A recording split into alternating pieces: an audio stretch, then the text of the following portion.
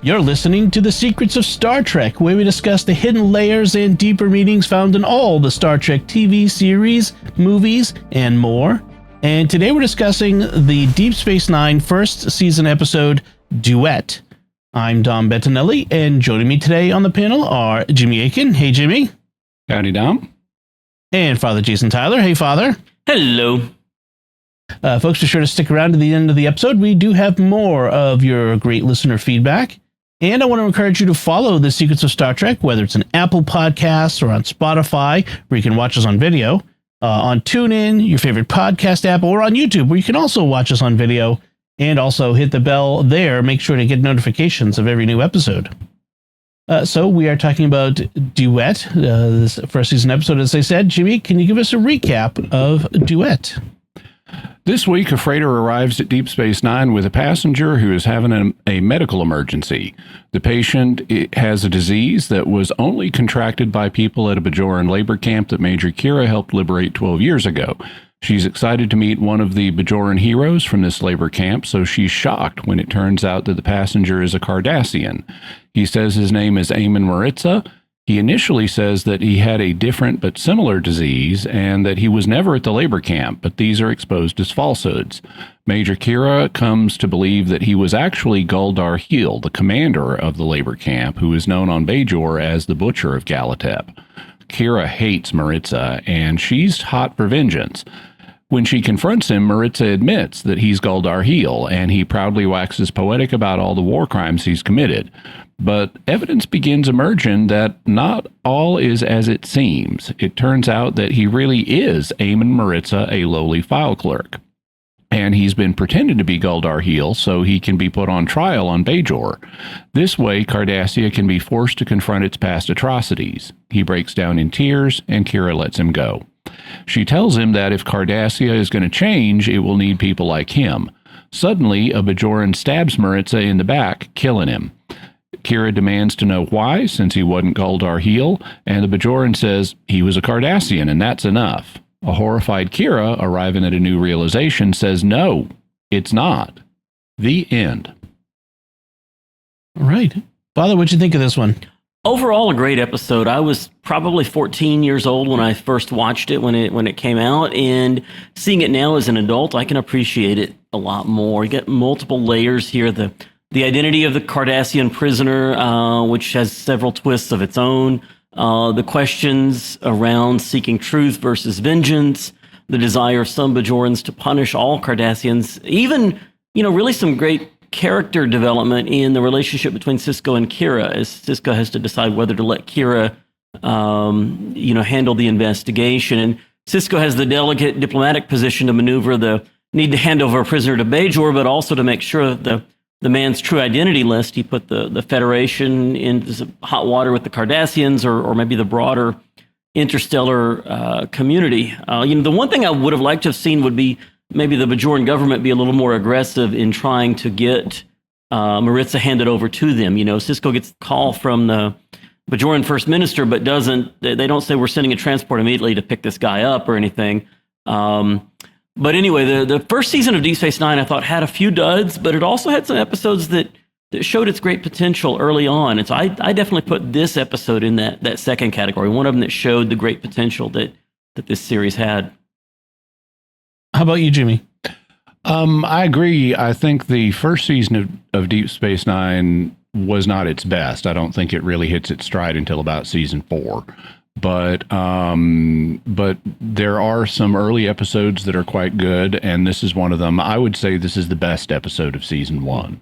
One thing to note about it that a person might miss on a first viewing is the fact that this episode has no B plot. This is all one story. Yeah. There are no side stories in this. Mm-hmm. And that's a sign of the strength, in this case, of the major story, that it took a whole episode to tell the major story. Mm-hmm. Ira Stephen Bear referred to this as mind games on top of mind games and said they could have gone on even longer with it. But it's a really well done episode. I did have a bit of confusion in rewatching it. It had been a long time since I'd seen this. I'd had a bit of confusion with the 5th season episode, Ties of Blood and Water. in which Kira is caring for another Cardassian who has a medical problem.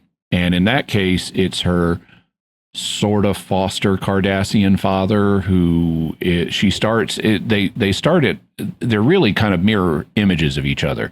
In Duet, the Cardassian she's caring for is someone she initially hates and grows to appreciate.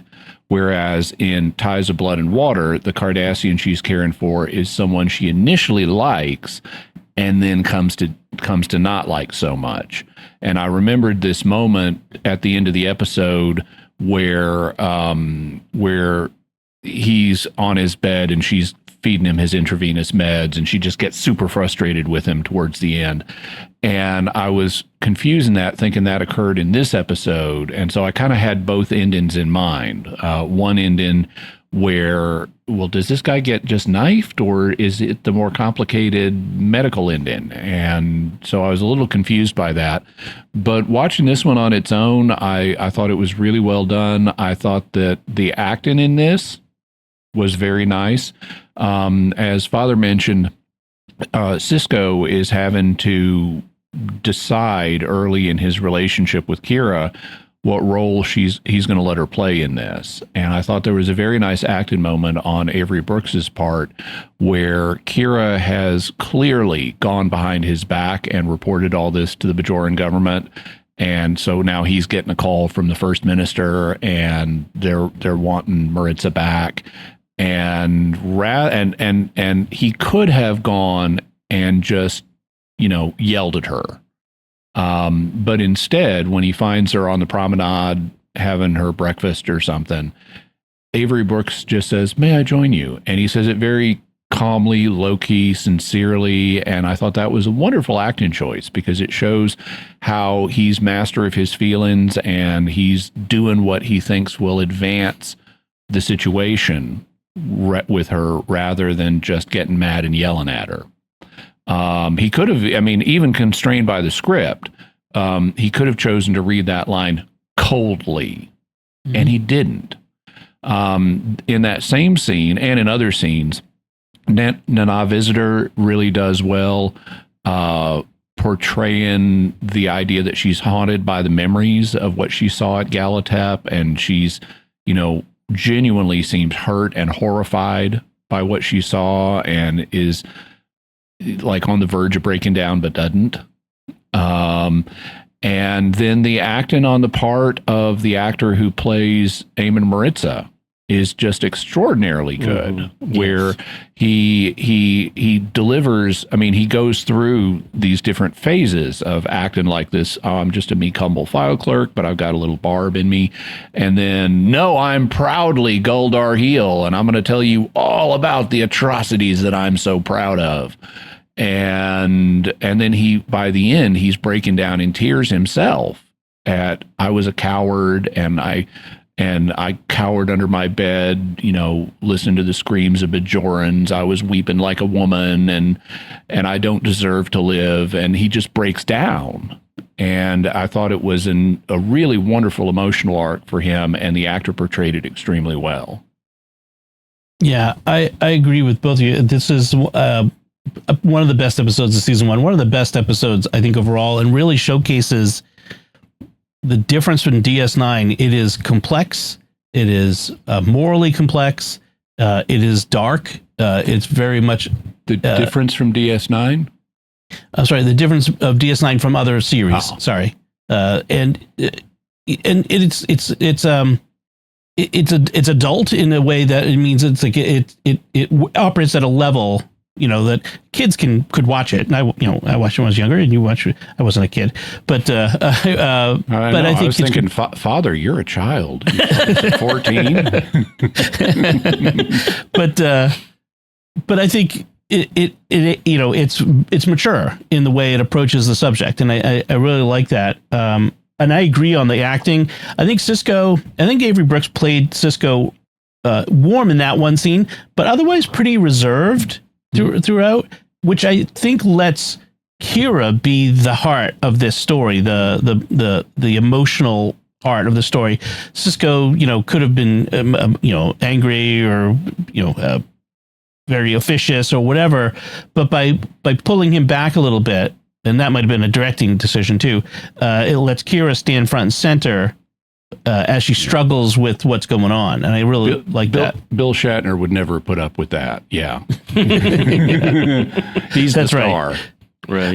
But Harris Yulin, who he plays Maritza in this, he's so good at the subtle, the shifts, the changes. And apparently this was the first episode where we get a long Cardassian monologue, as Ira Bear put it. The show became kind of known for Cardassians giving these speeches throughout, whether it's Ducat or the other Cardassians, and his monologues in this are just so they're chilling. They're just powerful, and of course, what are we talking about here? It's essentially we're it's an analog to the concentration camps, Nazi concentration camps in World War II, and the Holocaust.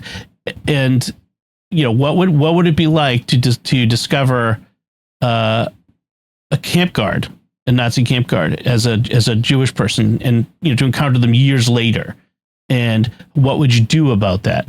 And it's an interesting thing that happens throughout this, and how Kira has to struggle with. There is. I love the fact that there is no pat, simple ending to this. There's not a feel good flutes of joy ending to this story. It's a difficult story, and I think that's good. I thought it was interesting how they started by her assumption when we have someone on board has Kalanora syndrome.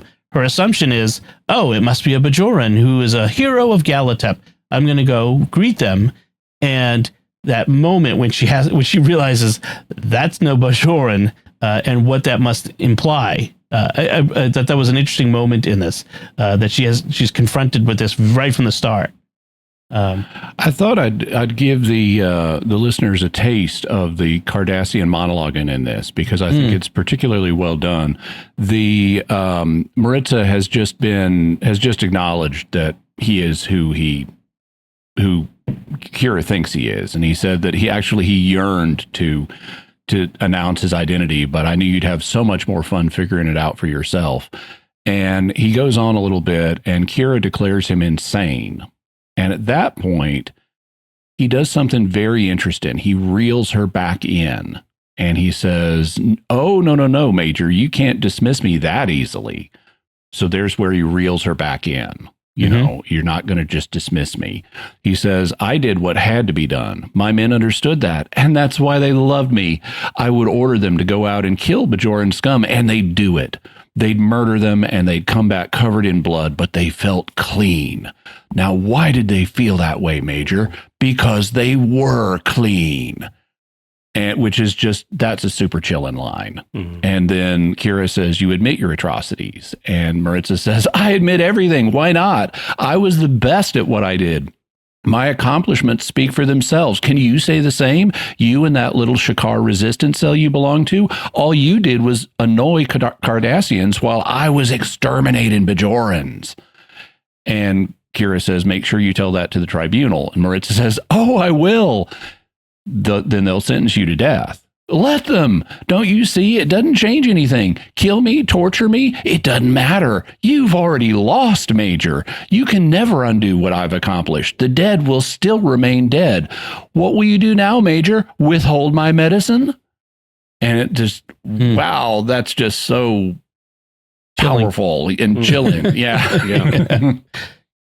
I know this came out the same year that Schindler's List came out, which was such a chilling, powerful depiction of what happened. This must have been created and produced before Schindler's List came out, so I can't say that it was inspired by it.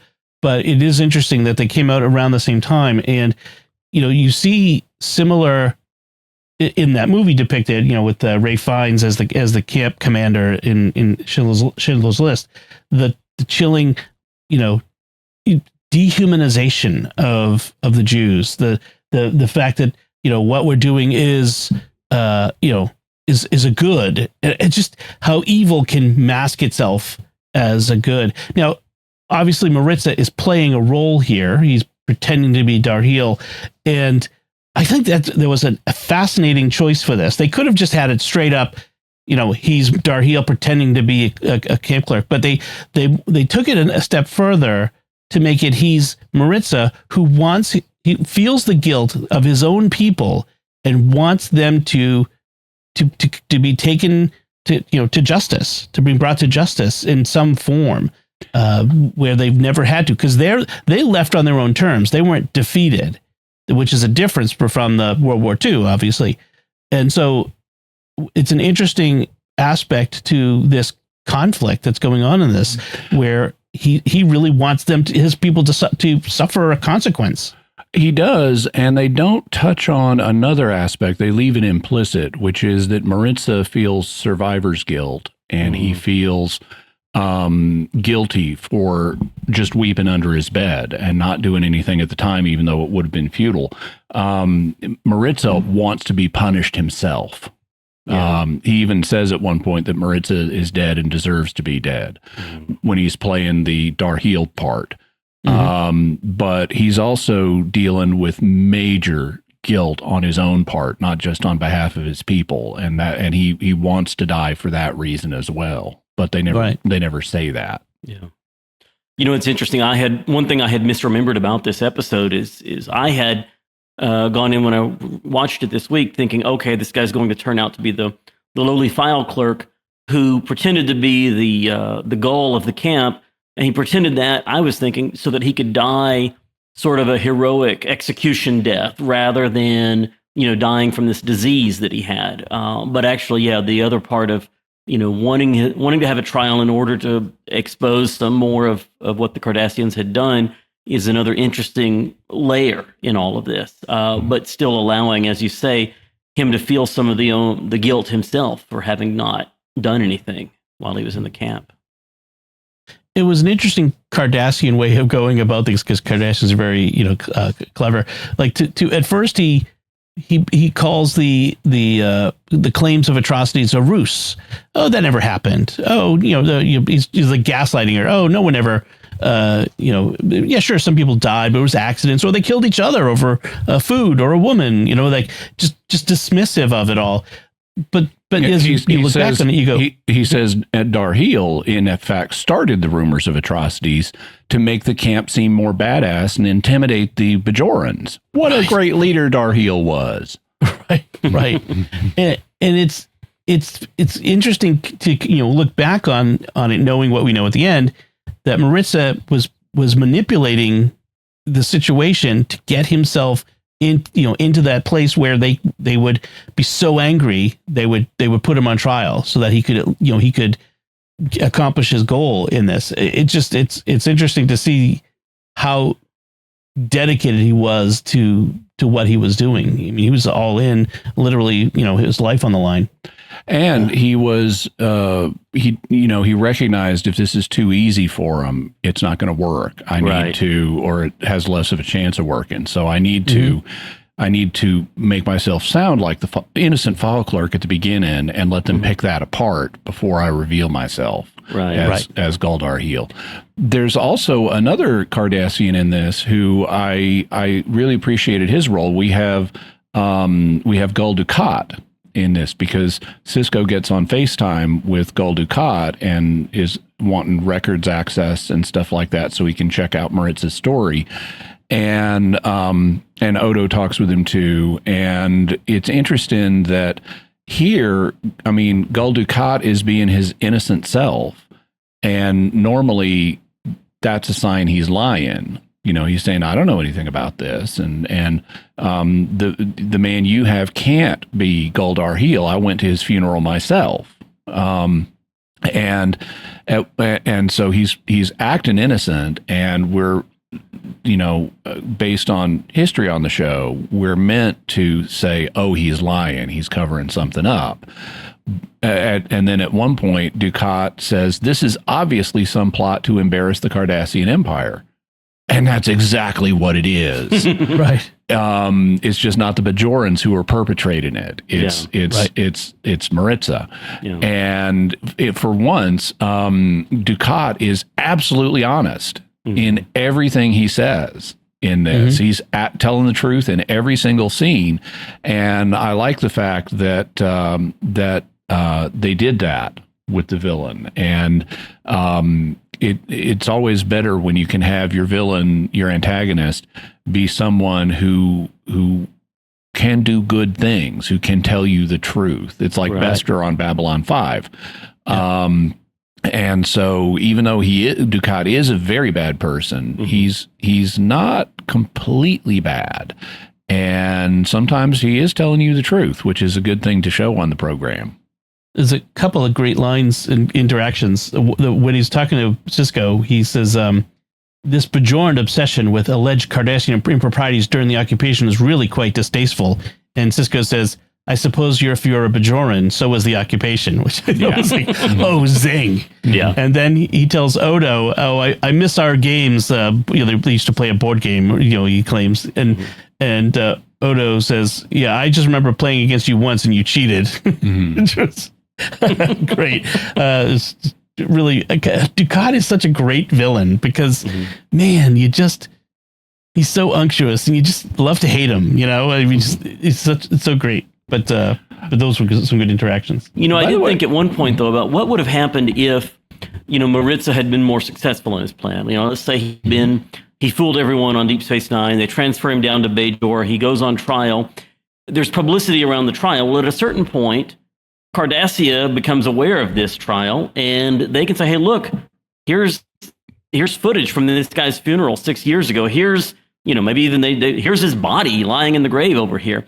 And you would have had, though, probably some back and forth, again, of one side not believing the other. The Bajorans could have easily come out and said, well, look, the Cardassians are perpetuating this lie that Darhe'el is already dead because they want us to cancel this trial or whatever.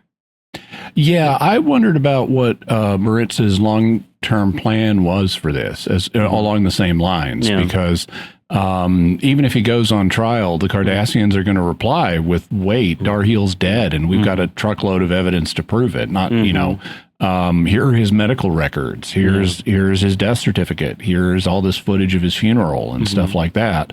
Furthermore, you admit you've got Kalanora syndrome, and Darhe'el was back here on Cardassia getting a major award on the day that people got that. So they have on Cardassia what they need to disprove Maritza's case. I could only assume that Maritza, per Mind Games on top of Mind Games, expected to be exposed as the file clerk Maritza at his trial, maybe, and then say, and I'm going to tell you as a lowly file clerk, here's what I saw. Or he knows that they're going to contradict him, but that may have a Barbra Streisand effect of it's just going to cause more attention to be focused on the claims he's making, even if he keeps up the pretense of being Gul Darhe'el. So I don't know what his end game was, but it would have been nice if they'd explored that a little more, but they were running out of episode time. Sure. But by the way, Dom, you mentioned, how Gul Dukat is such an unctuous villain. Unctuous meaning oily. And another Cardassian on the show that has that is Garak. He's not a villain, he's more of an anti-hero, but he's also very unctuous. And there's an early line where Kira is interrogating Maritza, and she tells him, if your lies are going to be this transparent, it's going to be a very short interrogation. And Maritza says, in that case, I'll try to make my lies more opaque. Which is a great line, but I noticed Andrew Robinson would have given it a completely different read-in as Garak. He would have said it with a twinkle. And the actor playing Maritza doesn't do that. He just says it very matter-of-factly. and I thought it was a clever line either way, but I thought both of the read-ins, I think Andrew Robinson's Garrick read-in would have worked, but I thought this also worked, and I thought that was interesting because it points up the difference between Cardassians. Right. I think it's more the way he did it was more appropriate for Maritza, who was very serious about his ruse. Yeah, Maritza does not, unlike Garrick and Ducat, does not come across as unctuous. Yeah, and Odo was the one who figures out that he shouldn't have known Kira's background. That that she was with Shakar. Like, how would he know? You were an important terrorist, I suppose, but not really that well known. This is also our first mention of the Shakar resistance. Yeah. First one. And Kira has to, right in the middle, she's forced to examine her own motives. Is she really here for justice and truth, or does she really just want to punish a Cardassian? Is she really just here to hurt somebody because they hurt her people? Is she still that freedom fighter that she was before, who's just out to extract vengeance, or terrorist, as she's called? This was, again, that's the depending on whose side you're on, what you call them, or was she really about freedom and revolution? And so she's forced to confront her own self in this, and you do see Kira go through a growth in this episode. She does change. She has a definite character arc where she grows in her ability to appreciate Cardassians. Where she goes from initially hating him and just wanting him dead to doubting, are my motives proper here? To finally she sees him with compassion and tells him, once she understands what he's doing, she says, you're wanting another murder, and I'm not going to kill anybody else. Enough people have died. That's already progress. For Kira. And then when she sees him killed in front of her and she says, why? Okay. And the guy says, well, he was a Cardassian. That's enough. And she says, no, it's not. And that's our exit line. That's the last line in the episode.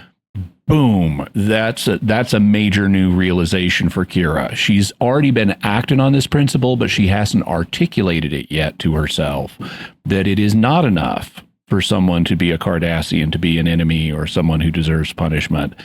There must be more than that, even for a Cardassian. Yeah. Right. Yeah, it's the... Go ahead. Oh, and think about, going from that in first season to all the way by season 7, where she's training Cardassians to be resistance fighters themselves against the Dominion. And she's realizing that not only can I let Cardassians live, I can actually promote their cause if it's the right kind of Cardassian and the right kind of cause. Right. She doesn't love him yet, but she certainly has changed her attitudes. With a few exceptions. I mean, she does love Gul Dukat's daughter. Yeah, and right. She does love her foster Cardassian father, but there are exceptions. That's true. Yeah. She does get, there's this moment with Dax on the promenade where she's going through this internal struggle, and she does say, I don't want him to just be a file clerk. I want him to be Gul Darhe'el, so that he can be punished on Bajor, so Bajor can feel satisfaction. That's what she says. And Dax tells her she already knows, like she says, you already know that vengeance is not enough. It's satisfaction is not enough. Justice is what you want. And that moment at the end that you mentioned, Jimmy, where where she says it's not enough that he's just a Cardassian. Like there's this growth in her. It's not just about Cardassian being punished. Bajor can't move on until it stops making hatred of Cardassia its primary character feature. It's got to move on and forgive, or at least let go and grow. And I think without banging us over the head with a standing around consoles giving us a moral lesson, I think that's what this moment does for us, is to tell us, Bajor needs to let go and grow past the occupation not to forget it, but to not let it be its primary defining feature, in order, for the future. And I like that. I really do. Couple other things. The image from Galatep that we get this, where we have enhanced and enlarged, which is the every TV show does with images. But I like the fact that maybe they can actually do that with 24th century holographic technology. But that doesn't exist in real life today. Right. But I kind of like that. Like they have this image and Galdar Heel is partially obscured, and they're able to rotate the image to see his face because it's not a 2D photograph. It's like you said, a holographic sensor reading, of some sort. So it would have that data in it, which I thought was nice forward thinking on the part of the writers and the visual effects guys. I don't think what else. Oh, one thing, speaking of that photo, they're using, so this is like the only known photo because so many records were destroyed for some reason. Mm-hmm. This is the only known photo of Eamon Maritza. And so they pull it up and and like Jedzi is saying, okay, according to the caption, this guy here is Maritza. And it doesn't look anything like the guy we've got in the brig. And then they look elsewhere in the same image and they do the rotate and bring out his face thing. And it does look like the guy that we've got down in the brig. And the caption says that's Galdar Heel. And I'm thinking, oh man, having worked at newspapers and things like that, do you know how easy it is to get the names in the caption switched? This isn't going to hold up in court. No. Right. That's true. Yeah. That's true. So, anything else, Father? Any other notes on this one? No, this pretty much covers what I had. So, yeah. Oh, I did want to, one other thing. When Maritza's in the cell, I was thinking to myself, and he's being interrogated by Kira, which was basically an interview. I'm like, Cardassian justice is not quite so gentle as we've seen in later episodes. If this were a Cardassian, someone arrested on Cardassia, there would be a whole different way of going about things. Cardassian justice is very brutal. Jimmy, how about you? Any other notes on this one? It was interesting since this is all A story and there's no B story in this. It was interesting to note how they got all of our regular characters to have a line so that they'd get a paycheck for this episode, because normally what they do is they have half of the cast in the A plot and half of the cast in the B plot. Everybody gets to say a line, everybody gets a paycheck. But in this one, it's all A plot, so they've got to relate all of our main characters to the A plot somehow. Mm-hmm. And so they have Chief O'Brien fixing a system that just to give him a line, and he also introduces a new character that's going to be important. Julian, of course, has been doing medical tests, so he's easy. The hardest one is Quark, and because this isn't really a let's go hang out in a bar or casino type episode.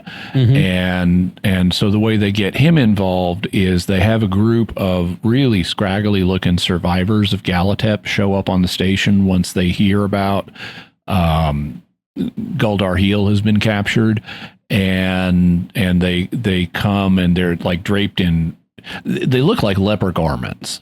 To make it clear that they're horribly disfigured in some way from their Kalanora syndrome or their experiences more broadly. And they come to security and they're standing in front of the door of security, and Quark is there just hanging out on the promenade watching them. And he starts talking to Odo about them, and he's got a comedy line about, do you think they all might like to gamble? But that gives Quark his line. So everybody gets something to do, even though it's all the A plot.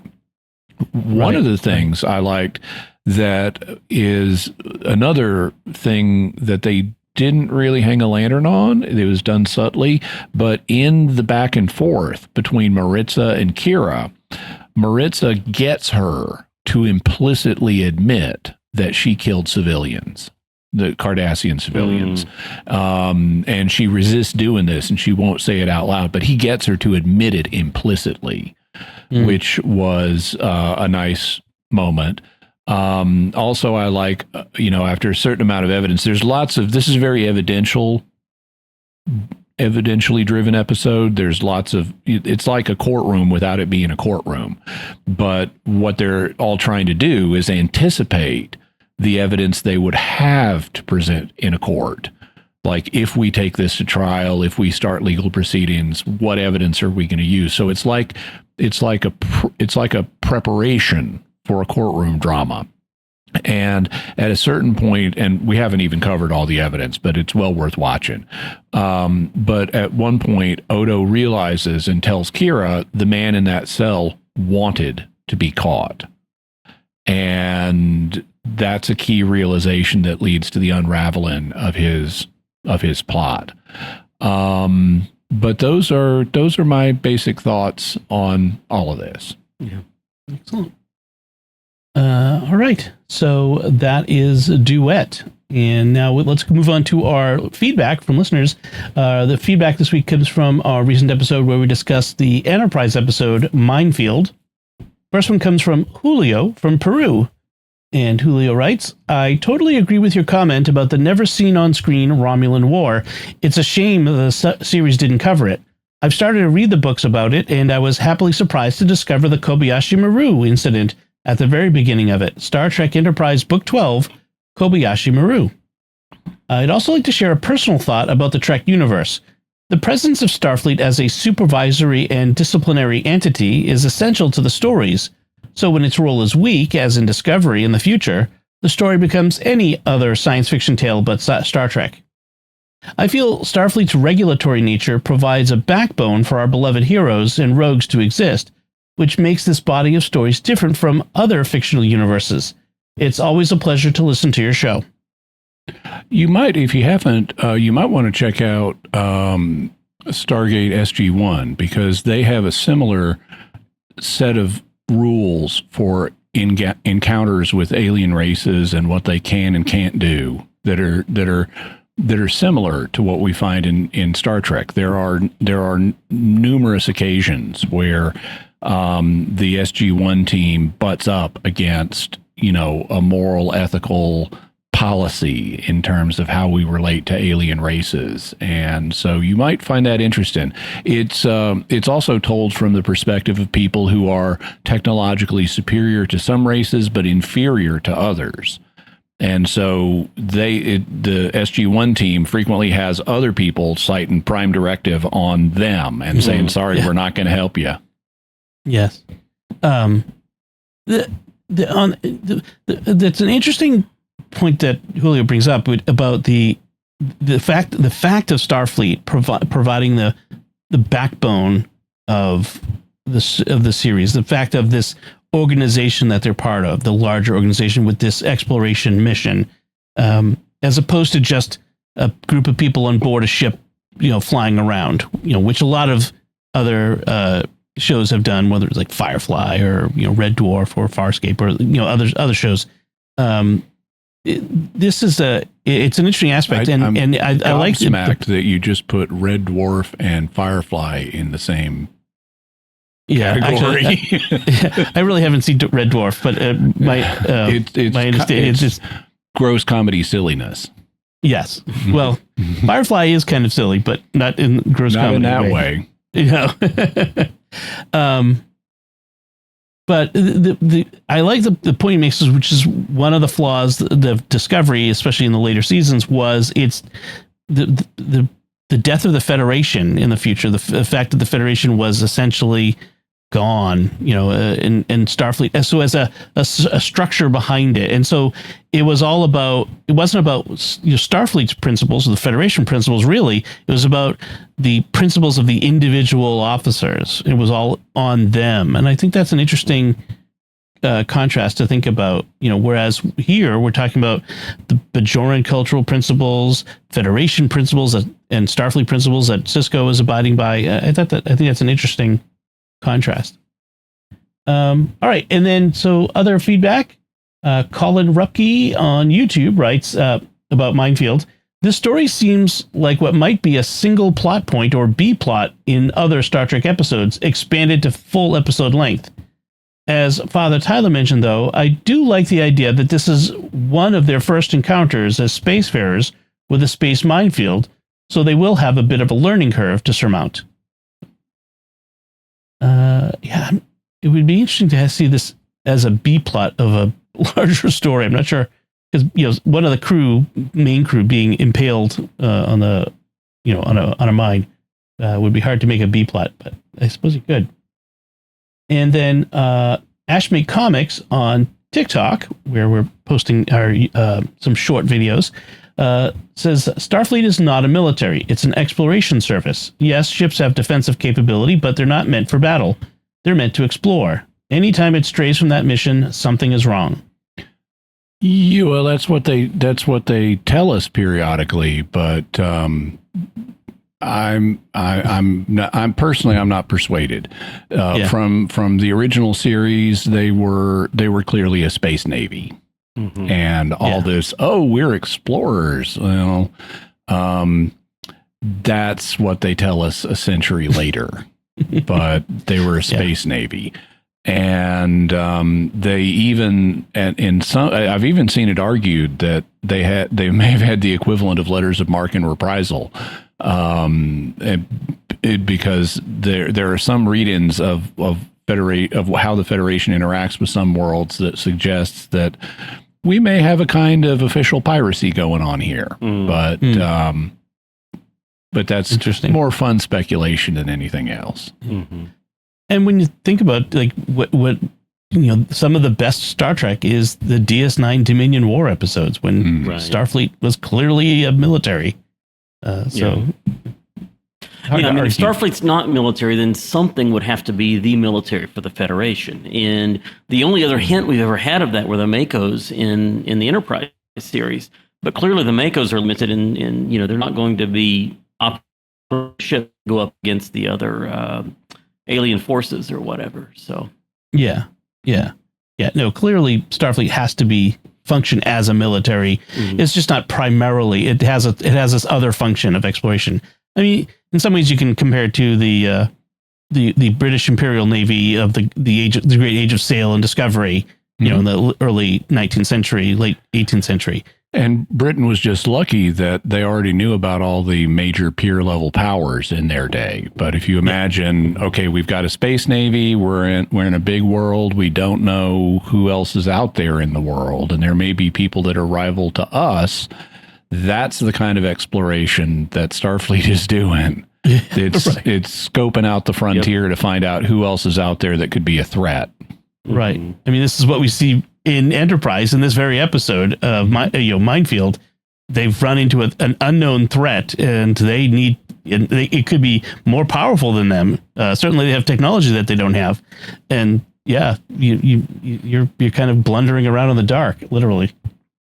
All right. Well, thank you, everyone, for your feedback. We really do appreciate that. And now we'd like to take a moment to thank our patrons who make it possible for us to create The Secrets of Star Trek, including George T., Derek M., Amanda H., Jen M., and Patricia D.